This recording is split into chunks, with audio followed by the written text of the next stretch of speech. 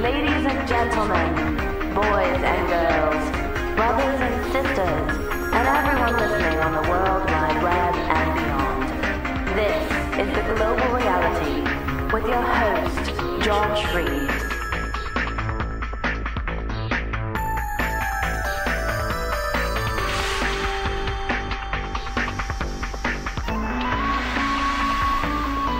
All right, ladies and gentlemen, welcome to another edition of The Global Reality right here on the Global Reality Radio Network with me, your host, Josh Reeves. This is the Tuesday, September 1st, 2015 edition of the broadcast, and we thank you for being with us for another edition of the show. We'll be getting into lots of various news items and whatnot for you here on the show. And, again, you never know where you never know where I'm going to take it. That's what's great about some of this news stuff. Sometimes it's very rarely great, but it is great when it gets me to go on other tangents, and some of it can really do that.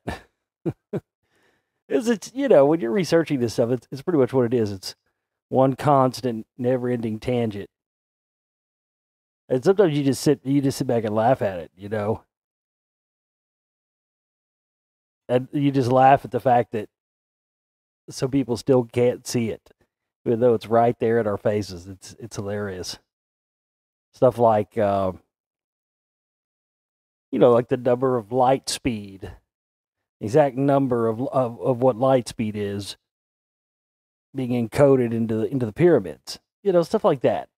It's just, you still see people that can't wrap their minds around this stuff. I don't know, it just makes me laugh. So, yeah, you never know where it's going to go and what we're going to get into here on the broadcast. Thank you so much for being with us. I've been working on my new documentary, The Spellcasters. That's why we have been haven't had very many shows for the past few weeks, but I will be coming back with regular shows very soon. I need more time to get this film finished, and being able to concentrate on just doing the film is really gotten me a lot further along than, just doing it when I can and working on other stuff. But it's hard, man. I'm working on so many different projects all at once, and I've got energy being, it's just tough when your energy's getting pulled all over the place. So when you can take the time to have that energy focused on one thing, for me, I always tend to get a lot more done that way. So, but I'm here with you tonight, and I'm glad to be here with you. And I hope that I'll be able to continue being here with you because, that's the only problem when I take the time out to work on films and whatnot. We don't get the support that we need. And right now we are in territory where we have to reach our goal for our operating costs for the month. We have raised $350 of our $900 goal. We have $550 left. Thank you to everybody who has contributed so far. Every person that contributes $100 is going to get a 1-year archive membership to the high-quality HD member archives and one download of their choice from the download shop. Whoever donates the largest amount, if somebody comes in and donates the full $550, you're going to get a mega prize pack. And the reason this prize pack will be even more mega than the other ones we've given away so far, we've given away some awesome ones, is because today kicks off the first day of our celebration of 8 years of broadcasting for the Global Reality. I can't believe it. I've already been here 8 years. It's unbelievable. But we're going to be celebrating that all month long. And I've got some things I'm going to do coming up for the 8-year anniversary of the show. A lot of people have come and gone in that time. And thanks to you and everybody out there, we're still going. So let's not see this collapse, and that would make me cry. For us not to reach our goal today on the first day of celebrating 8 years that'd be a horrible travesty. So go there and contribute. Whoever contributes the most gets the mega prize pack of the month for the month and gets the glory of that. And they also get my heartfelt esteem for being the champion.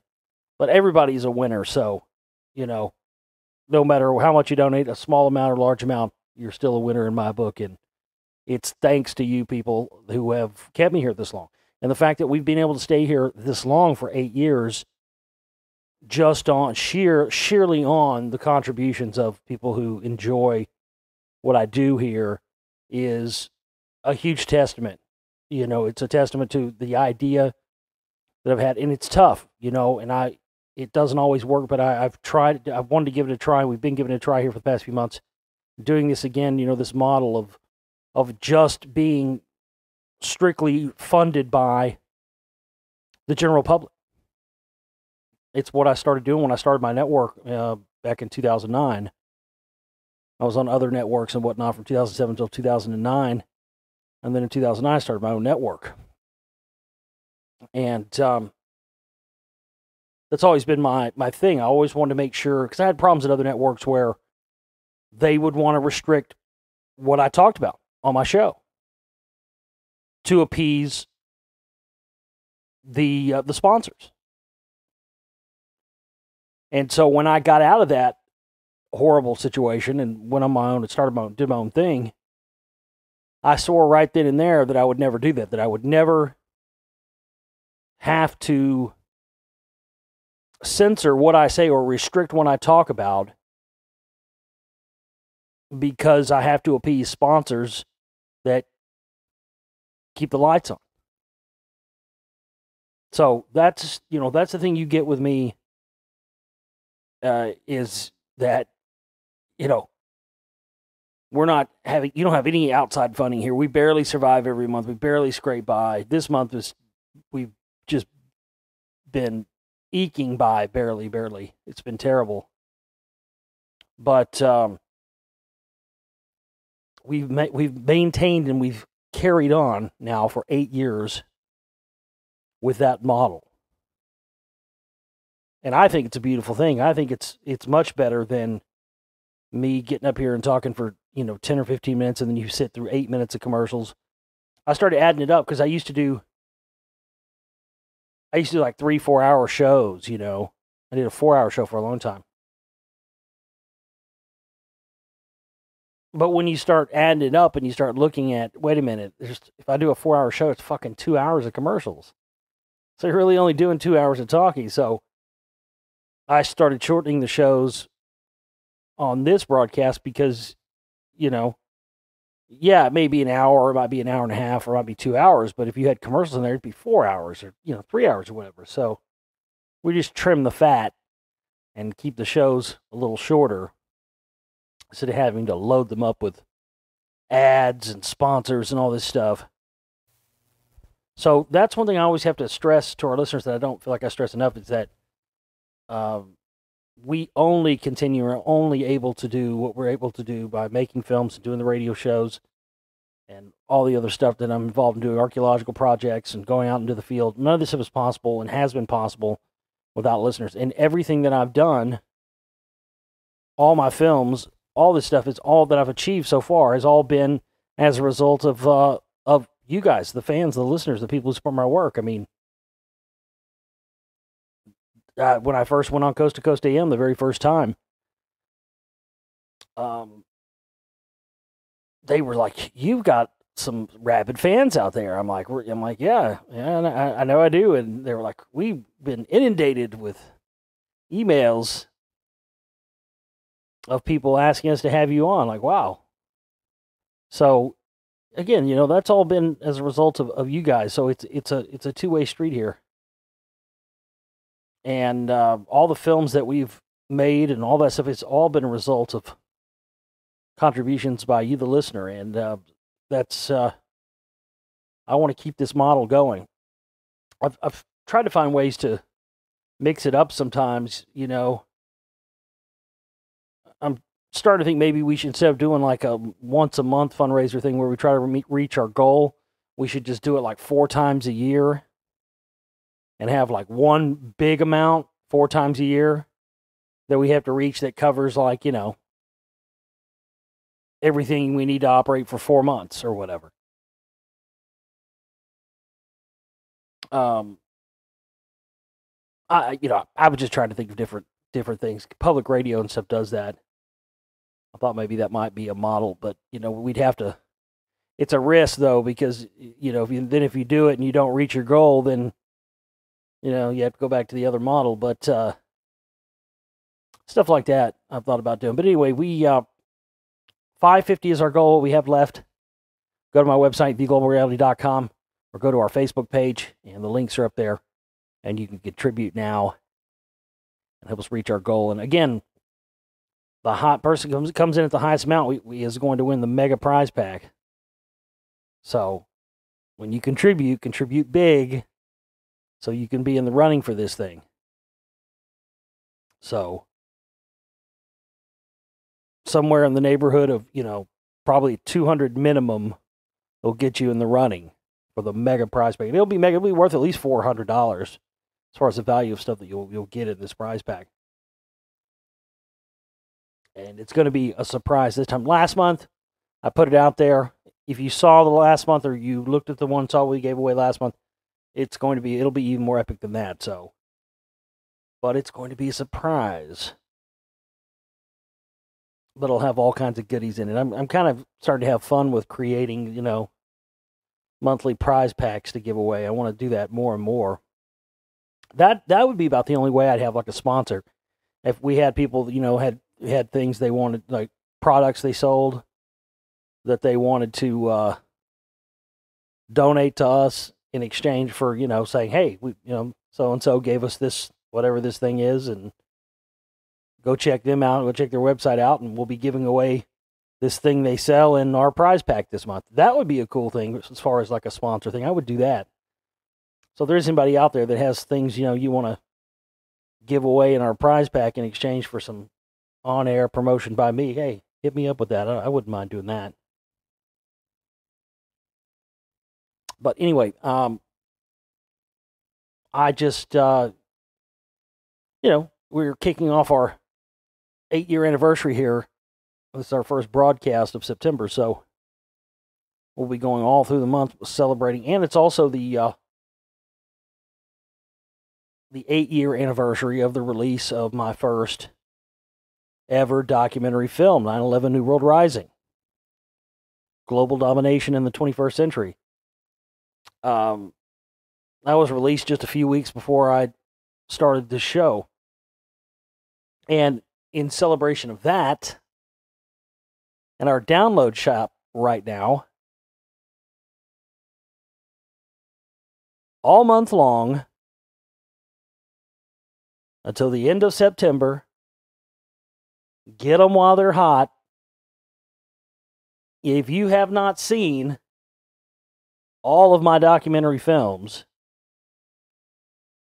and you haven't seen them in high quality, if you've just seen YouTube versions, these have been updated. They look better than ever. Now is your time. Spread the word on this, folks. It's live right now in our download shop.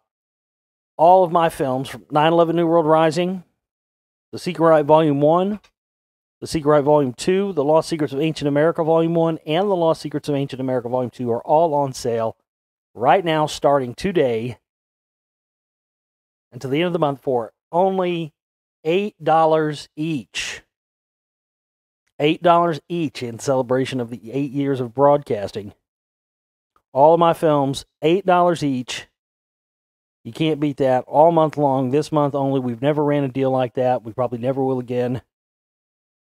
All month long. $8 movie downloads, all my films. If you don't have the downloads of that and you want to get your collection, now's the time to get your collection going there. It's a heck of a deal. So $8 each. Those are live up right now. Get yourself one of those. Or get all of them. Hell. If you've never seen my Secret Ride films, You definitely owe it to yourself to see those if you're consider yourself any kind of a researcher, because there's stuff in there that nobody else has really ever covered. And Lost Secrets of Ancient America Volume 1, if you're listening to the sound of my voice and you've never seen that film, I don't know what in the hell you're waiting on. Get up off your keister and go get yourself an $8 download. I can't even believe I'm saying these words. An $8 download of Lost Secrets of Ancient America Volume 1. It's almost 4 hours long, dude. It's jam-packed with info. It's like my best film, I think, so far. I don't know. We'll see. They keep getting better. Spellcasters is going to be tits, though, I can tell you that. But we've got to stay alive, so go to our website and contribute so we can push this thing forward. We're going to have all kinds of stuff for the 8-year anniversary this month. We'll have our 8-year anniversary fundraiser. If you want to get stuff out of our Amazon.com wish list, that's at my website, theglobalreality.com. We've got stuff up there. We need equipment and stuff, equipment upgrades and gear. On top of the operating costs each month is something that we could really use right now. So if you want to go and grab something from our Amazon.com wish list in honor of our 8 years of broadcasting here, that would be a huge help to our work here. You know, we need stuff for doing the soundtracks of these films, because I do all aspects of the films: writing, researching, editing, photography, score the soundtrack, play all the instrumentation myself. We're going to have, a really killer soundtrack that I'm putting together for this new film. So, definitely check all those things out. And also in the download shop, another thing I wanted to tell you about that we've released in honor of our 8 years of broadcasting is the Global Reality, the first 7 years, 50-hour MP3 collection with best bits painstakingly culled from the first 7 years of broadcasting of the Global Reality here. From the very first week of shows on into 2014. There's all kinds of great info in there. A lot of stuff that's been lost and stuff that's not on the internet that you can't just go and find and download. Stuff you're not going to hear anywhere else is collected and collated in that collection. And we've got those up for sale, celebrating our 8 years this month, too. So that's another way you can help us celebrate 8 years. And here's to 8 more. Here. All right. Let's see what we've got news-wise tonight.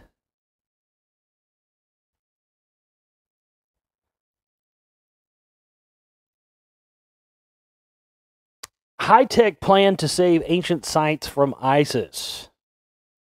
A team of digital age monuments men are to launch an unprecedented fight back against the destruction of ancient sites in the Middle East by Islamic State. All this stuff, I've been documenting all this stuff for so long to the point where I'm almost sick of talking about it. But even before anybody was really covering this, I was talking about, specifically the last war in Iraq and the antiquity looting and all the destruction of the ancient sites going on there. But really, when you see what they're destroying, it lets you know 100% who is behind ISIS or Islamic State or whatever they're calling it this week. It's Israel. Absolutely, it's Israel. And if you're someone like me who has studied these ancient sites and has studied sites like Palmyra and others, and you know that these are specifically ones that go back to the Babylonian civilization. And I've talked about this many times. I talked about in the Lost Secrets of Ancient America, Volume 1.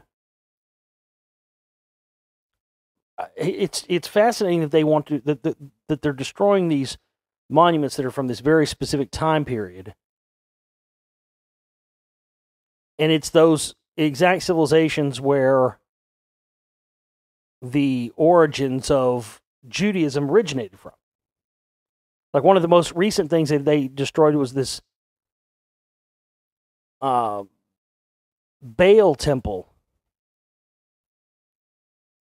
that was, Babylonian. And, in the time of Jesus, the Jews were worshiping Baal. But see, because and even the Talmud goes back to the Babylonian Talmud. The Talmud is what all of Judaism is based on. It was originally the Babylonian Talmud because it originated in Babylon. But because when people start looking back and they start finding out about the Canaanites and the Amorites and Philistines and all these things, and you start learning that these cultures were worshiping Baal, which is essentially, Lucifer or, evil incarnate, whatever you want to call it. Of course they want all that stuff, all that ancient stuff destroyed, all that ancient evidence that shows, wait a minute, God's chosen people? What God are we talking about here? Well, you don't want to know, because it's a deep, evil, dark God. And getting rid of all that, those ancient sites, particularly the ones they've been going after that particularly relate to these pre-Judaic Babylonians who worship Baal, you can't just strictly chalk all this stuff up to coincidence. Palmyra, that they just, 2,000-year-old Palmyra Temple of Bel is still standing despite ISIS's attempt to blow it up, and as basic structure and columns are still intact, experts say. Well, look at that. Yeah, they knew how to build them. They couldn't even blow them up with C4. But, I mean, Palmyra was what they don't tell you in this article is that Palmyra was the creative and artistic center of Babylon. It was where music and art and all this stuff took place. And, what they were blowing up in Palmyra was the Temple of Bel, which is the temple to Baal. Baal. Because all those ancient civilizations there in that part, they were, when the time of Jesus, he comes in, they're all worshiping Baal and worshiping these, horned gods and deities and shit like that. But because that's exactly where Judaism spawned from, and they don't want people to know that, just conveniently for the state of Israel, ISIS is conveniently for Judaism itself, they're blowing up the exact sites that show this evidence. So that's pretty cut and dried. That's how we know beyond any shadow of a doubt who's really behind the destruction of these ancient sites and what purpose they're doing it for. Because it's not random, and it's definitely not for the reasons that the media is telling us for. These media reasons they give us for the destruction of these sites is like, literally every time I hear it, it sounds like someone talking to a fucking first grader. Talking down to them and talking to them like they're an idiot.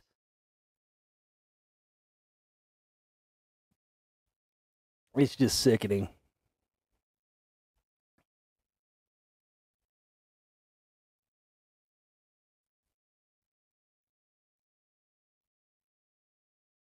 Archaeologists at Oxford and Harvard will flood the region with 3D cameras, plan to create a full digital record of every threatened artifact. If the treasures they photograph are destroyed by ISIS, the academics will harness 3D printing technology to reconstruct them in the same style as the original antiquities. And I love how they act like this is some kind of a consolation of that. Don't worry that that all this stuff got destroyed, because we've got drones and digital cameras and scanners and everything in there. So we'll take 3D scans of this and we'll print them on 3D printers, and we'll just make stuff that looks just like the old ones and rebuild it there. And that just stinks so bad to me. Of course you'll do that, because that's the plan. The reason they want these ancient sites destroyed is because, certain artistic depictions, things that show clues, things that might have things written on them that give clues and stuff they want covered up. If they destroy the originals and then just build what they tell us is a replica of the original, certain things get left out, 10, 20, 50, 100 years down the road. Nobody will ever know the difference, because that information will have been swept under the rug by that point. So this is their new plan, destroy these sites and then come in with new technology. But don't worry, folks. Don't worry that these ancient sites, don't let it get you down. Don't worry too much about it, because we'll just 3D print us up some brand new replicas and we'll have it replaced. Good as new, right? Not buying it. This is interesting. I've come across this site in my research into my films, The Lost Secrets of Ancient America. And I've thought about going here because it's come up several times and stuff we've read and stuff we've talked about here. This cave in Oregon that supposedly has like some pre-flood humanoid evidence, and it's pretty interesting to see it pop up in the news. I don't know if I've ever seen it necessarily pop up in the news before. Archaeologists will revisit a cave in remote central Oregon where the world's oldest known footwear was unearthed decades ago in the hopes of shedding new light on the spread of early human settlement through the Americas. University of Oregon officials said on Tuesday that the work set to begin next week at Fort Rock Cave will also seek to vindicate radiocarbon dating results from the 1960s that were widely dismissed at the time. There's a tantalizing possibility that people were here thousands of years earlier than we thought. Again, wow. This guy's tantalizing at the idea that people might have been here thousands of years earlier than we thought. Get a clue, hotshot. They already have. And the only people that haven't realized that are stuffy academics and people that are still sucking on the teat of mainstream academia, buying and believing what they've been programmed with and what they've been sold. When people are paying hundreds of thousands of dollars for college tuition, it's very easy to make them not ever want to doubt that education that they paid so much money for, because then it makes them look like they're an idiot. And people would just rather be wrong and in the dark about things than to just admit that they've been had. It's so sad to see that.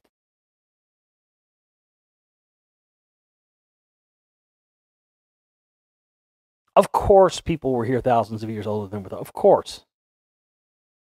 Connolly said radiocarbon dating tests carried out on a hearth found at the cave in 1966 suggested it had been occupied as far back as 15,000 years ago. So we're talking, a few thousand years pre-flood. But he said those results were downplayed at the time because that would have dated human settlement in the area earlier than academics had believed was possible. Since then, the cave has lain unexamined. I mean, that's exactly like what they did with the rock wall. Did you hear that?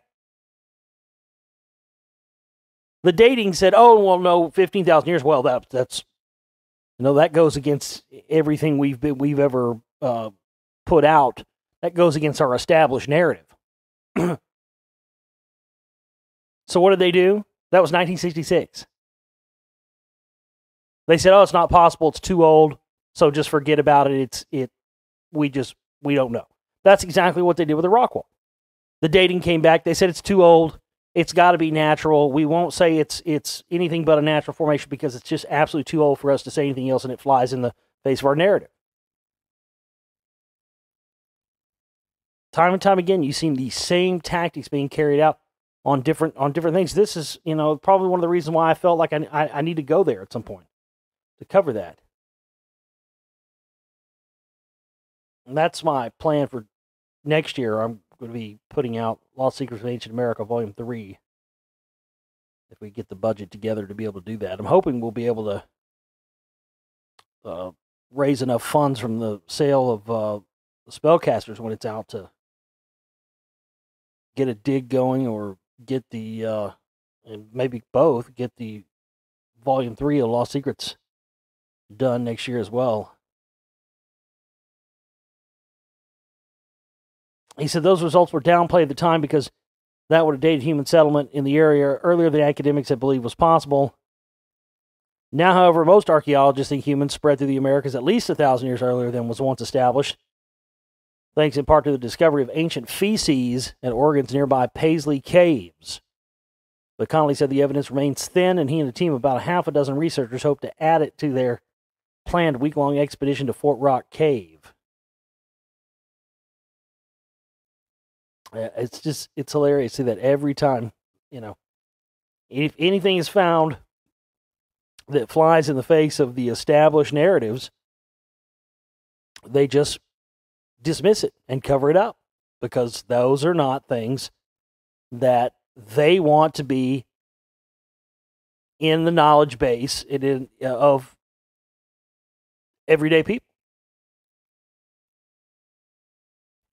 That's the biggest reason why they cover these things up, and it's also the biggest reason why we have to take it into our own hands, like I've tried to do, and expose these things for what they truly are.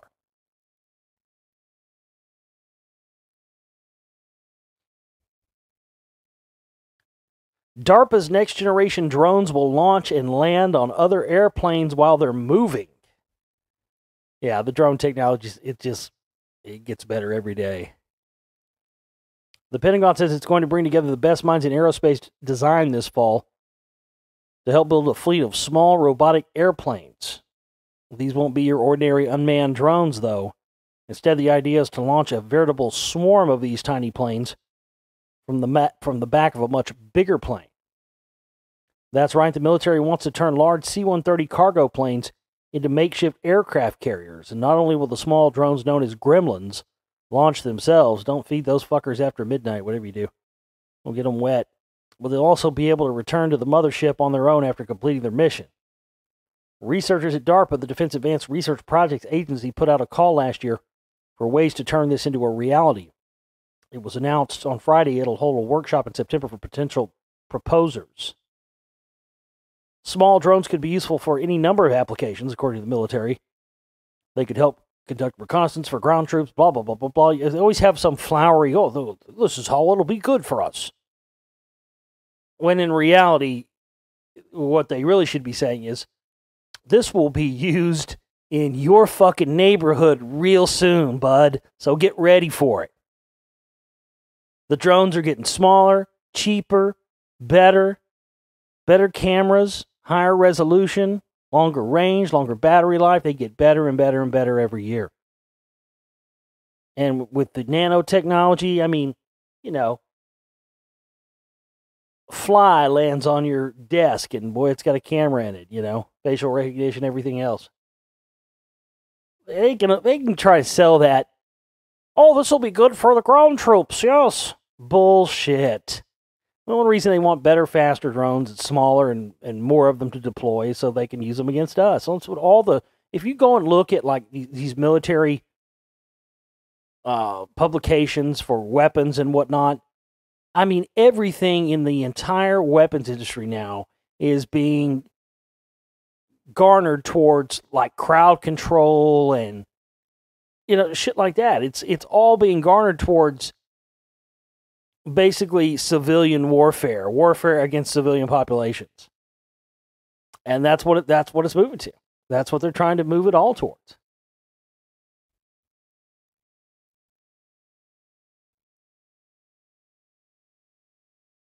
As I've stated many times, it's one of the reasons why we can't let them through all this bullshit and all this stuff that they pull on us and all these operations and all these mind control events.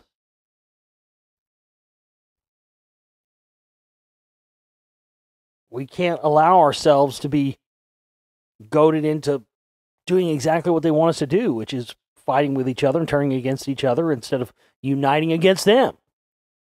That's why they use all this divide and conquer, this racial stuff and the gay marriage and all this crap that doesn't do anything but divide people at the water cooler, at the base level.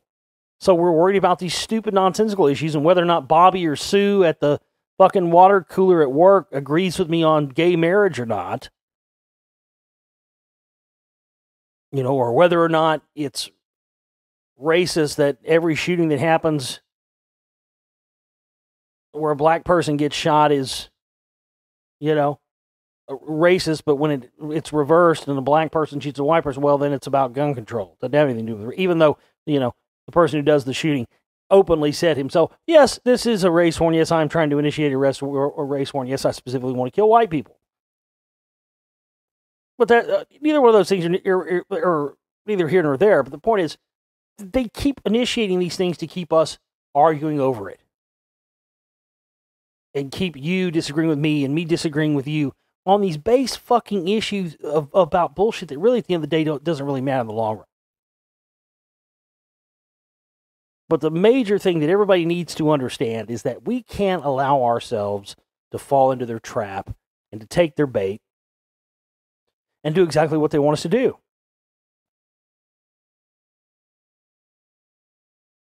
They want us to destroy each other so they don't have to do it themselves. So they can absolve themselves of the guilt of just, that's why if they wanted to wipe us out, they would have wiped us out on it. You can talk about depopulation and eugenics and all that shit till you're blue in the face, but really at the end of the day, they need us or they would have already wiped us out by now. So instead, they need us to turn on each other to give them the precedent to be able to take farther control and make everything even more draconian than it already is.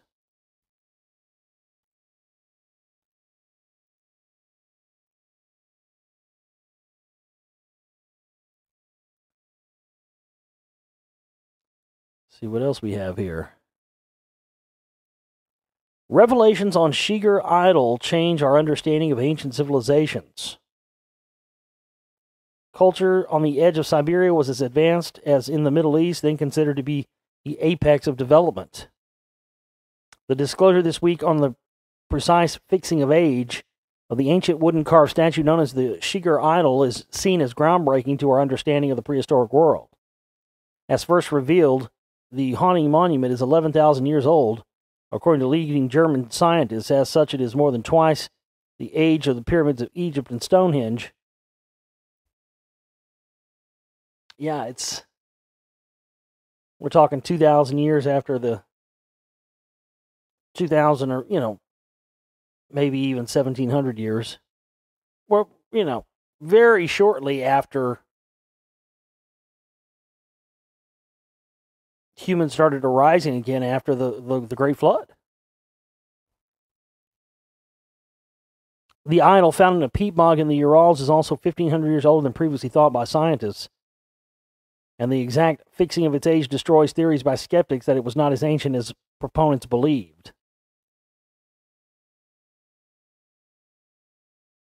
So again, it throws a wrench in the established narrative. And I'll tell you, in all the stuff that I've researched and in all the stuff that I've gotten into, I have never seen as much secrecy and fear than I have when it comes to these topics of ancient sites and whatever it may be. That was one thing that was shocking to me when I started making the first Lost Secrets was, I was all happy and, cool, this is going to be a different thing for me. This is kind of a change. It's kind of different than the other stuff I've done. But in the end, you're right back where you began. You're right back to where you left. It's the same shit. The same people, the same cover-ups, the same motives. You start finding connects. I had no clue that this ancient society stuff would have tied in, or that the Rockwall stuff would have tied in with my CMP work. Finding out Congressman Ralph Hall, CMP member and Freemason, one of the guys who's been instrumental in the cover-up, being a member of that group, and I never thought they would have in any way sort of met up and matched, but it's just fascinating. I've seen more, the stuff I experienced, Homeland Security shutting down dams at lakes where ancient sites were at. It's just truly bizarre. I mean, that was a real wake-up call for me during the time I spent making those first two films in the Lost Secret series, how much pushback and stuff that I would get going out to some of these sites. And shadiness and people acting like, you're not welcome and you shouldn't be there.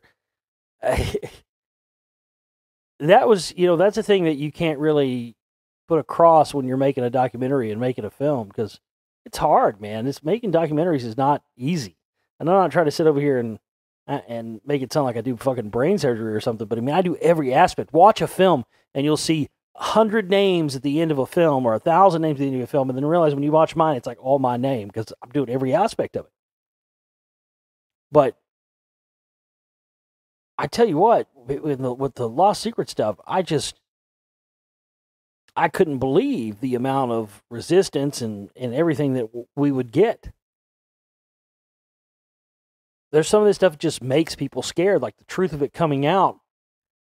And I've found that more and more to be the case as I've researched this stuff. You know, I now know why they don't want the truth of this stuff coming out, because it fucks with their grand master plan. It fucks with their master narrative.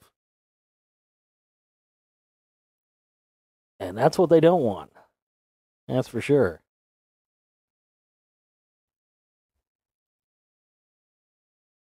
Ripples in the fabric of space-time could reveal how the universe was created nearly 14 billion years ago, but finding these ripples known as gravitational waves has so far proved elusive. Now, U.S. scientists claim they have found a way to improve the detectors used to spot the gravitational waves of the Big Bang. Researchers at Caltech claim they have found a way to observe and control something known as quantum motion in a relatively large object. If you forget to wind up a grandfather, you will eventually find the swinging pendulum come to rest. But this is only valid at the level of classical physics or the laws of and principles that appear to explain the physics of relatively large objects at human scale. At the level of quantum mechanics, the rules that govern the behavior of matter and light at the atomic scale, nothing can quite be completely at rest. In the past couple of years, my group and a couple of other groups around the world have learned how to cool the motion of a small micrometer scale object to produce this state at the bottom, or the quantum ground state, says Keith Schwab, a Caltech professor of applied physics. But we know that even at the quantum ground state, at zero temperature, very small amplitude fluctuations or noise remain. Quantum motion or noise is theoretically an intrinsic part of the motion of all objects and can throw off sensitive detectors used to measure gravitational waves. Schwab and his colleagues designed a device that would allow them to see this noise and then manipulate it. The micrometer scale device is made up of flexible aluminum plate that sits atop a silicon surface. The plate is coupled to a superconducting electrical circuit which vibrates at a rate of 3.5 million times per second. And it's fascinating to read these articles, and the reason I bring them to the table here is because these articles truly show, as you look at, several different ones and you read about stuff like this, clearly with all the scientific stuff that's going on these days, they are trying to go beyond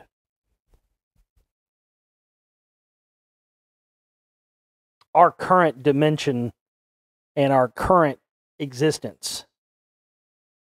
They're trying to get down to the multidimensional level. And it seems that a lot of research is going into that. We could speculate all day on the reasons why. They're numerous, but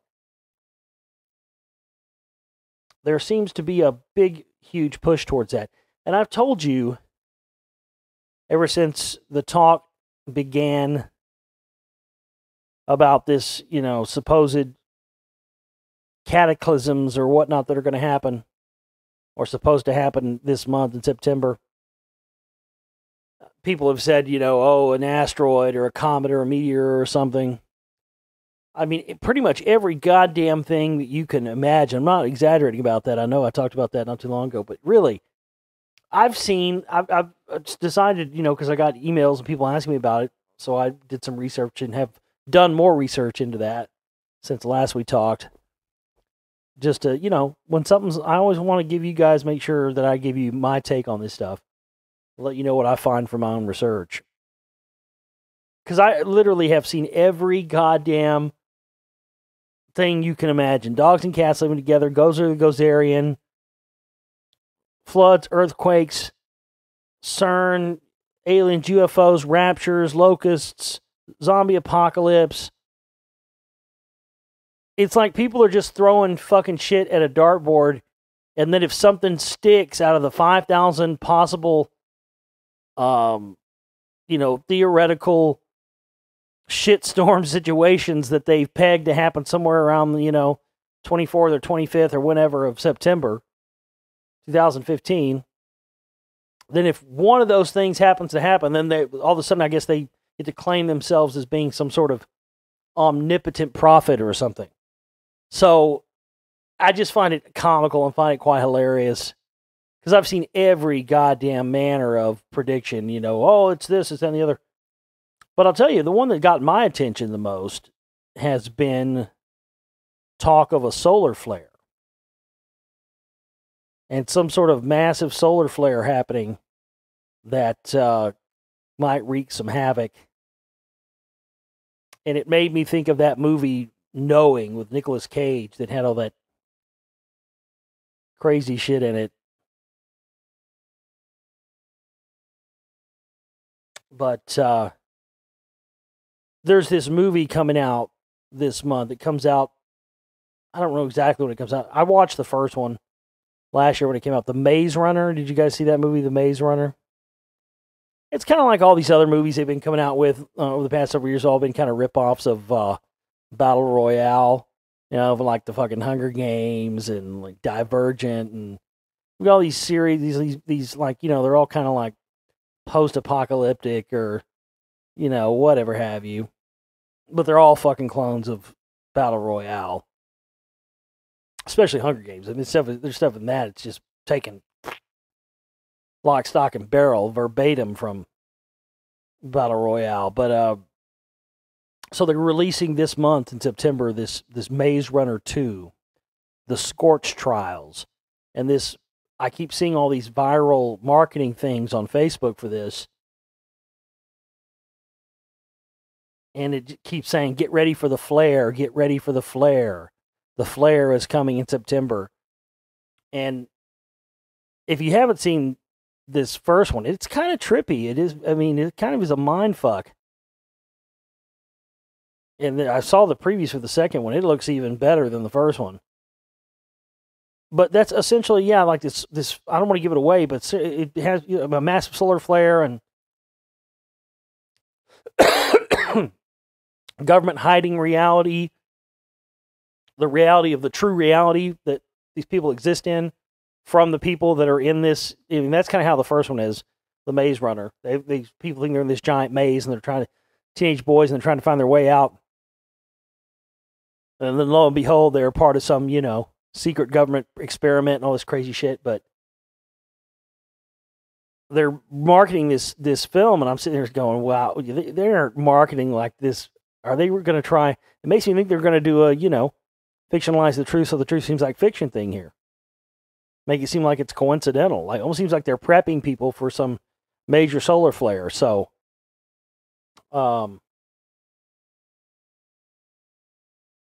and then, like I told you, the CERN thing, putting the date into Google Earth and it taking to CERN. It's definitely interesting. And all the stuff that I've researched, these ancient sites seem to be pointing to cyclical cataclysms. And I found that in my research into ancient sites in ancient America. And then I've most recently found it that it's in ancient sites that go all over the world. Somebody was definitely trying to warn us of these cyclical cataclysms. And I'm not saying that's what this is and that, we're going to get one, but they definitely are real, and they definitely have been, there's great lengths have been taken to keep these things covered up from us. The governments of the world and powers that be do not want us to know, would never want us to know about cyclical cataclysms, because they could never control society. It would be impossible. Because if everybody knew, okay, there's going to be a reset button that's going to happen at a certain date, people would go, well, hell, we're all going to be dead in 10 years anyway, so who gives a fuck? I'm going to go do this, do that, the other. They could never control society. So that's why I brought up that movie Knowing with Nicolas Cage, because that's what they do in that film is just completely realistic as to what they would do in real life. You know, that movie had Pleiadians in it. That movie's crazy, dude. If you've never seen that movie, knowing Nicolas Cage, I know you hear the word Nicolas Cage. I don't know if you don't want to watch a movie, but that fucking movie had some shit in it, dude. Like, for my whole life before I saw that movie, I used to have this recurring dream of seeing an airplane crash and running and trying to get people out of it. And then they fucking depicted that identically, this recurring dream I've had my whole life, in that movie. And I was like in tears. I had fucking chill bumps because I had seen that, almost verbatim, that scene from that movie in dreams for years and years and years. And after that, I saw that movie, never had one of those dreams ever again. I thought it was so bizarre. But in that movie, yeah, basically there's a big solar flare coming and it's going to basically burn up the whole earth. But the government decides to tell everybody like within 6 hours of it happening. Basically about the time everybody's toast. I always said, yep, that's exactly what they would do. But, if I had to say that there was a possibility of anything happening around these dates that people have talked about, I would say the possibility of there being some kind of solar flare, or them not having foreknowledge of a solar flare happening around the time. That's been in the news. They've talked about it. Some people have speculated the Jade Helm thing has something to do with that. That's what the Jade Helm exercises have been about. It's basically they're getting ready for any possible events that may happen from these solar flares. I'm not in the business of making predictions, and I'm not predicting this is going to happen. But I did want to say to you, after looking into this topic and looking into it on my own, that just for me personally, I am a little bit concerned that there might be a solar flare event, which could, result in some serious fucking shit going down. Massive loss of life. I've seen every kind of possible explanation scenario described in this, and for me, it's the only one that really looks like there's a possibility of it happening, because they already admitted that we may get one, but they've kind of downplayed how powerful and how strong it could be. Now, my fascination with it stems from reading stuff of this happening in the ancient past, and sometimes these solar flares and whatnot letting out particles that actually cause changes in the material makeup of living things, causing DNA to evolve, causing evolution, it's very possible that the reason why there's been this CERN connection to this date is that whatever they're going to do, whatever they're doing with CERN, somehow connects and has something to do with these massive solar flares. Could it be that they're harnessing this energy, or going to attempt to harness the energy being expelled from these solar flares with CERN to open up some portal that they can only, power by this massive energy from a solar eruption? I don't know. Again, I'm just throwing that out there. But I think there's, definitely more of a possibility of something like that going down than, dogs and cats living together and goes with the Gozerian and fucking whatever other goddamn cataclysm you could think of. Anyway, that's my 2 cents. I'm not telling you to freak out and get in the bug out bunker. Look, we're all going to die. It's one thing we all have in common here. We're all going to die eventually. So I'm not the type of person who gets up here and fearmongers and says, well, go get in the bunkers and hunker down. But it's definitely a possibility something of that nature could occur, just because they've already said that we might get a massive one this month. So that's really the only thing as far as all this stuff goes that I'm monitoring. And if I find anything new or see any other new indicators or new pieces of evidence, I will let you know immediately right here on this broadcast. You can count on that.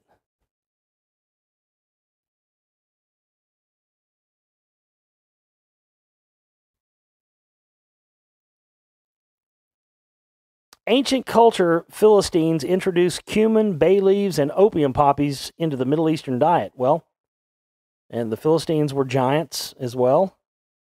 They are in ancient warmongering people whose name has become associated with cultural ignorance. But the Philistines were not as lacking in sophistication as the modern use of their name suggests, according to recent findings.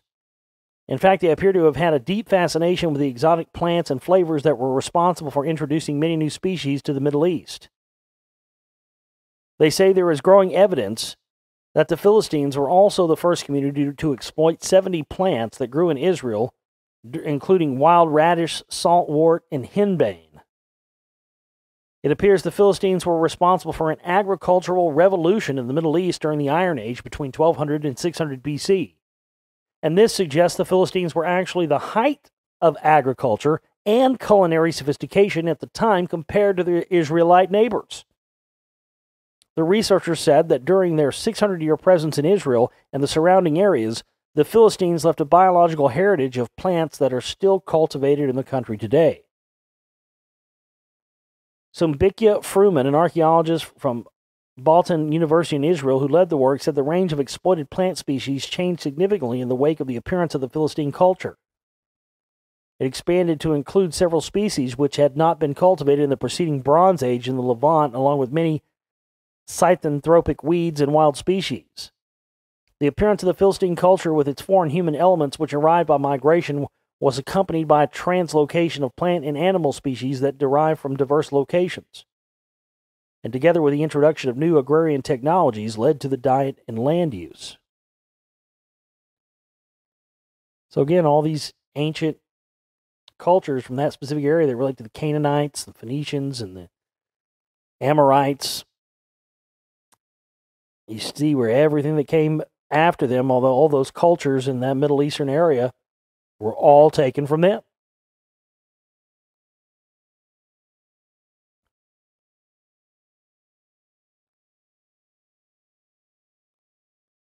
Boy, if this isn't creepy, I don't know what is. Philip K. Dick would definitely not approve of this. Intelligent robot tells interviewer, "I'll keep you safe in my people zoo." The robot, modeled after Philip K. Dick, the novelist whose work inspired Blade Runner, uttered the terrifying words in an interview with PBS in 2011. 2011? Wait a minute. Okay, I remember hearing about this. Why are they just now reporting this like it's fucking new news? They just recycled it. That's what they did. They recycled the fucking story. Yeah, I covered that. I knew it kind of smelled familiar. I think I recall covering that when it was new. They love doing that. They love recycling these stories. Keeps them from having to write anything new. All right, folks, we're going to leave it there for this edition of the show. Time is running out. Please go to theglobalreality.com and help us meet 100% of our goal. $550 is left. Make your contribution now so we can stay alive, folks. And if we are able to stay alive, we'll see you tomorrow. If not, I'll get up here and tell you it's all over with. Let's not let that happen. theglobalreality.com is my website. Go there and support our work. My name is Josh Reeves. I love each and every one of you. We'll see you next time. Take care.